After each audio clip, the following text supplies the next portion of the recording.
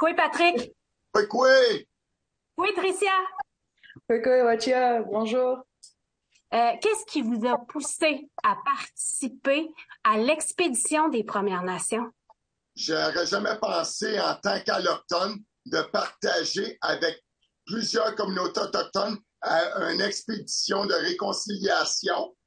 Puis j'en viens pas la chimie qu'on avait dans l'expédition. C'est sûr, au début, c'était un peu chaotique les premiers jours pour les ajustements, mais ça a pris 2, 3 jours avec une couple de meetings, là. Puis on est parti en feu, tout le monde s'entraidait, puis c'était magnifique à voir. Moi, j'étais wow, tout le monde travaillait ensemble, puis en si peu de délai qu'on était capable de travailler tous ensemble. Ça m'a touché énormément.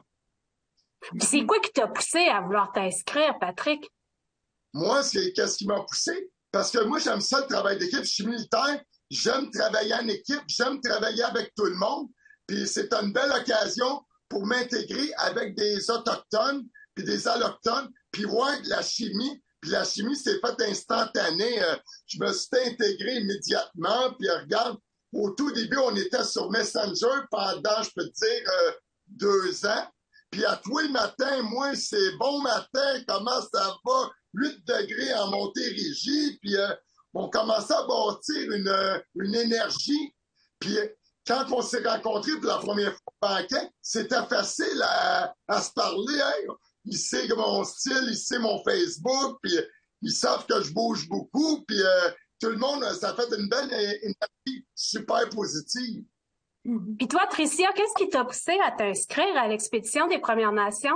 L'idée de la rencontre entre les nations, comme qui était fait auparavant, en plus de l'inclusion des personnes non autochtones, c'était quelque chose qui était vraiment précieux, vraiment, qui m'a tout de suite interpellée.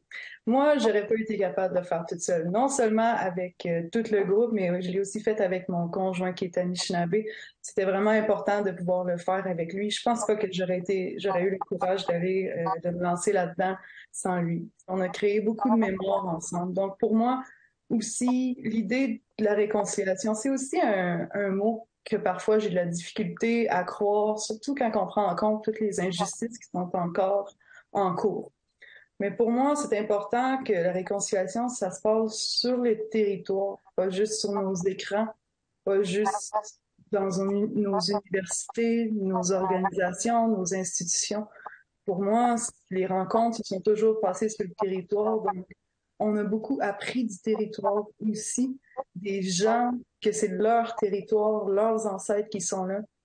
On pourrait pas, on pourrait pas avoir la même expérience en dehors de ce territoire-là. On a eu de la misère ensemble, on a pleuré ensemble, on a ri ensemble, on a appris l'un des autres, on s'est écouté. Donc pour moi, c'était c'était vraiment un cadeau précieux. Puis je souhaiterais que chaque personne non autochtone puisse vivre une expérience comme ça avec humilité et avec écoute.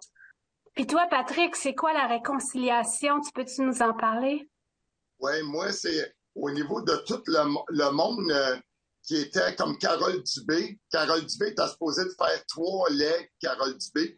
Puis la force qu'on rentrait dans les communautés, c'était, hey, j'avais les larmes aux yeux.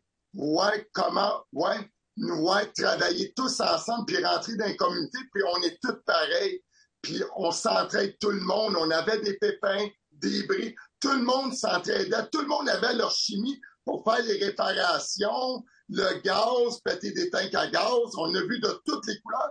Puis avec ce groupe-là pour la réconciliation, ça se faisait instantané. On dirait qu'on était tous soudés ensemble, puis on aurait pu passer n'importe quel obstacle. Toi, Tricia, t'es-tu capable de me dire ce qui t'a marqué le plus? Moi, je dirais aussi la connexion humaine. Et puis quand je repense au fait qu'on était dans du -47, parfois les gens avaient les pieds mouillés. Moi, c'est la puissance des cérémonies. J'invite pas les gens à approprier ces cérémonies-là, mais j'invite les gens à en apprendre de la véracité puis du pouvoir de ces cérémonies-là que les gens ont fait pour nous, nous ont inclus, ont partagé. C'est ça qui nous a protégés. Quand je repense au fait que on a traversé tout ce territoire-là Et puis qu'on est toutes sorties en plus ou moins un morceau. Je sais pas quel autre mot utiliser, c'est presque, tu sais, c'est un miracle. Oui, puis, tu sais, les Rangers, comme Patrick l'a dit, ils nous ont gardé de l'énergie. Aussi, le courage, c'est quelque chose qui m'a marqué. Le courage de plusieurs façons, de chacun d'entre nous. Moi, je suis pas étonnée du courage que les femmes ont eu dans l'expédition. Moi, j'ai toujours cru que les femmes étaient capables dès le début de le faire, mais le courage des gens dans les communautés de s'ouvrir encore plus, de partager certaines de leurs vérités. Pour moi, ce que ça m'a vraiment rappelé, ça m'a rappelé que les Québécois doivent aussi continuer d'être courageux, à écouter avec humilité les vérités qui doivent encore sortir. Parfois, on a encore tendance à dire ah, mais c'est pas de ma faute, c'est arrivé dans le passé. Je crois qu'il y a encore beaucoup d'écoute à faire. Qu'est-ce que vous voulez dire aux Québécois et aux Premières Nations après avoir vécu ce que vous avez vécu? De mon côté, là, on a une vie à vivre, hein. Il faut la vivre en harmonie. On est capable de s'accorder tout le monde. Ça, c'est sûr. Regarde, on l'a fait, là, on se connaissait pas, on s'est accordé, puis il y a une solution à tout. Puis il faut persévérer, puis moi, c'est ça que je dis, on a une vie à vivre, puis il faut la vivre en harmonie, en paix. Moi aussi, comme Patrick, c'est beaucoup l'amour, l'amour dans toutes ses formes que j'aimerais répéter aux gens, aux non-autochtones. Puis encore un peu plus loin, des gens comme Carole Dubé, des personnes incroyablement résilientes qui ont tant partagé avec nous que c'est rendu un frère, un ami. J'aimerais ça que les Québécois traitent chaque Autochtone comme un ami, justement, quand que cette ouverture-là de, de leur part. Puis qu'on écoute quand ils disent, quand ils parlent de leur réalité vécue, qu'on écoute quand ils disent, quand ils parlent du racisme systémique, de sa non-existence, pas qu'on s'ostine avec cette réalité-là, c'est leur réalité vécue. Puis en tant qu'amis, c'est quelque chose qu'on écouterait chez un ami, leur expérience, leur vécu.